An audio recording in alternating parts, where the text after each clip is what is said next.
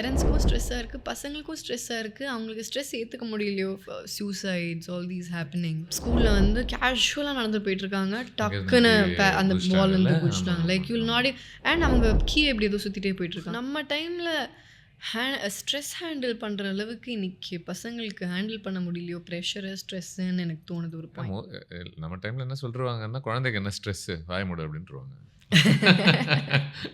ஆமா. உன்னை பார்த்துக்கிற எனக்கு தான் ஸ்ட்ரெஸ்ஸு அப்படிம்பாங்க. ஒழுங்கா போய் பாடுன்றுவாங்க. இப்போ வந்து பேரண்ட்ஸ்க்கும் ஸ்ட்ரெஸ்ஸாக இருக்குது, பசங்களுக்கும் ஸ்ட்ரெஸ்ஸாக இருக்குது. அவங்களுக்கு ஸ்ட்ரெஸ் ஏற்றுக்க முடியலையோ, இப்போது lot of suicides all these happening கிட்ஸோடது. That's affected me so much.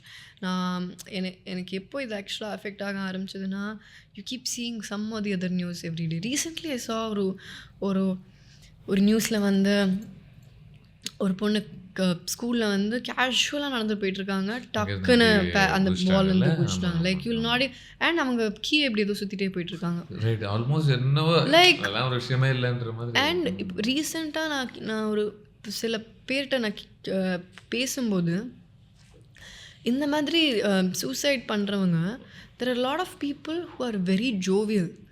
அதாவது கலகலான அந்த கும்பல்லையே ரொம்ப கலகலான பேசிகிட்டு இருக்கிற ஒருத்தங்க தான் அது பண்ணுறவங்களா இருப்பாங்களா இருக்கும்.